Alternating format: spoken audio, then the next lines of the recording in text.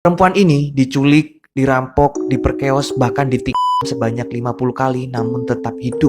Jadi cuy, tepatnya pada tanggal 18 November tahun 1994 di kota Port Elizabeth di Afrika Selatan, ada seseorang perempuan yang bernama Alison Botha.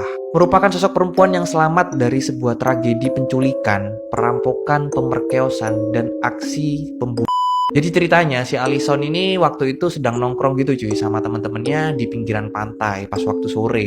Sampai satu persatu dari temannya si Alison ini memutuskan untuk pulang dan tinggal si Alison sama beberapa temannya aja gitu loh cuy. Nah tepatnya sampai pada pukul 10 malam si Alison ini udah janji gitu loh sama temennya buat nganterin dia pulang sampai rumahnya karena udah malam ya. Dan semua itu berjalan lancar, nggak ada hal-hal yang aneh pada waktu itu. Sampai pas waktu udah nganterin temennya, si Alison ini memutuskan untuk pulang ke tempat tinggalnya. Jadi kayak semacam apartemen gitu. Nah, pas udah sampai di parkiran apartemen ya cuy, si Alison ini sadar kalau semisal tempat parkir yang biasanya dia gunakan untuk menaruh mobilnya itu sudah digunakan oleh orang lain. Jadi udah ada mobil lain gitu loh. Akhirnya terpaksa dia ini harus memarkirkan mobilnya sedikit lebih jauh daripada tempat parkir biasanya. Pas sudah parkir, dia ini turun menuju bagasi mobilnya buat ngambil barang-barang yang ada di sana. Tiba-tiba ada seseorang yang dari tadi sudah mengintainya dan secara misterius langsung masuk ke dalam mobilnya si Alison ini cuy, tepatnya di kursi penumpang ya, dan menyuruh Alison untuk segera masuk ke dalam mobil sambil menodongkan sebuah pistol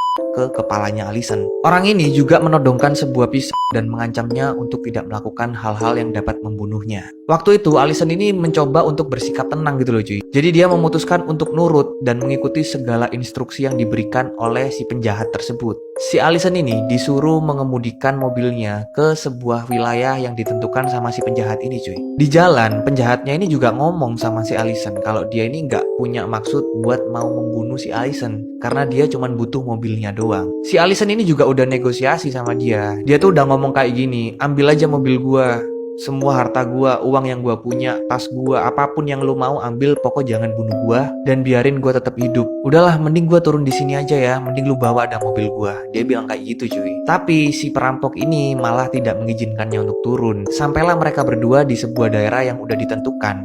Ternyata si penjahat ini lagi ngejemput temennya cuy. Ada satu orang lagi yang sedang nunggu di trotoar dan tiba-tiba masuk ke dalam mobilnya si Alison ini. Diketahui kalau dua orang penjahat ini bernama Franz dan Tenus.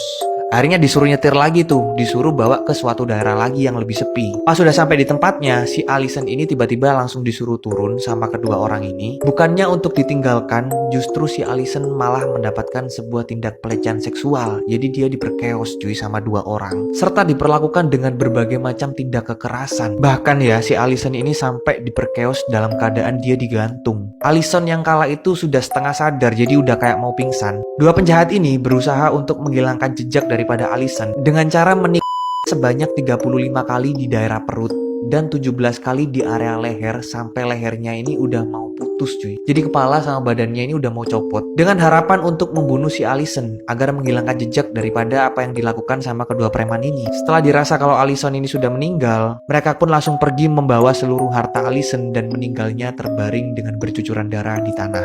Ini sih kalau bukan kuasa Tuhan ya, udah meninggal sih cuy. Namun secara ajaib ya, Alison ini masih diberikan kesempatan untuk hidup dengan kondisi tubuhnya yang udah gak karu-karuan, bener-bener udah tercabik-cabik cuy. Bahkan ya isi perutnya ini udah sampai muncrat keluar kemana-mana, sampai bener-bener kehilangan banyak cuy. Dia ini melakukan banyak cara dengan insting survivalnya untuk bertahan hidup dan memutuskan untuk merangkak ke tengah jalan raya supaya ada mobil yang berhenti dan menolongnya. Bahkan ya pakaiannya ini sampai dibuat sebagai wadah gitu loh sama dia untuk menjaga agar organ-organnya ini tetap dekat sama perutnya, biar organ-organnya ini nggak terlepas gitu loh cuy. Jadi benar-benar dikantongin gitu. Dan beruntungnya dari sekian banyak tusukan, nggak ada satupun tusukan yang berhasil mengenai vitalnya si Alison Botha.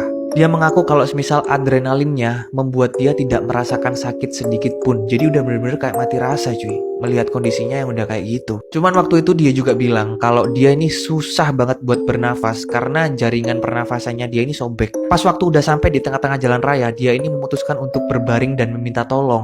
Sampai beberapa waktu ada sebuah mobil yang berhenti dan melihat kondisi daripada si Alison. Penumpangnya ini ya sampai muntah-muntah cuy, karena melihat kondisi tubuhnya yang sudah kayak gak berbentuk gitu. Dan pada akhirnya memutuskan untuk membantu si Allison dengan cara menelpon panggilan darurat ya. Dan berhasil mendatangkan paramedis untuk membawa si Allison ke rumah sakit tepatnya pada pukul 1 pagi. Ketika sampai di rumah sakit, Allison pun berjuang untuk melakukan segala cara agar dia bisa bertahan hidup. Bahkan melebihi ekspektasi dan mengesampingkan traumanya terlebih dahulu. Bahkan para dokter awalnya udah gak nyangka kalau dia ini bisa diselamatkan dan bisa hidup gitu loh. Seketika semua lukanya yang robek, entah itu dari leher, perut, dan di bagian apapun sudah dijahit dan melewati banyak banget tahap-tahap operasi. Sampai pada akhirnya si Allison ini dinyatakan sembuh dan diperbolehkan untuk pulang. Dokter juga menyatakan kalau tubuhnya sudah kembali dalam keadaan sempurna. Namun hanya satu hal yang sulit diterima bagi Allison, karena luka yang ada di rahimnya membuat dia tidak bisa hamil. Akhirnya beberapa bulan setelah kasus si Allison botak ini ramai, dilakukanlah sebuah pencarian dan investigasi terkait siapa pelakunya. Sampai pada akhirnya Tenus dan Franz pun berhasil ditangkap dan dinyatakan bersalah atas 8 tuduhan mulai dari penculikan, perampokan, pemerkosaan, dan percobaan dan mereka dihukum penjara seumur hidup tanpa pembebasan bersyarat. Bahkan setelah Allison dinyatakan sehat dan sembuh dari fisik maupun dari mentalnya, ia pun memutuskan untuk menceritakan kisahnya kepada dunia melalui sebuah buku. Gak hanya itu, dia juga melakukan perjalanan ke lebih dari 35 negara untuk mengangkat kepedulian terhadap masyarakat di daerah-daerah yang masih minim akan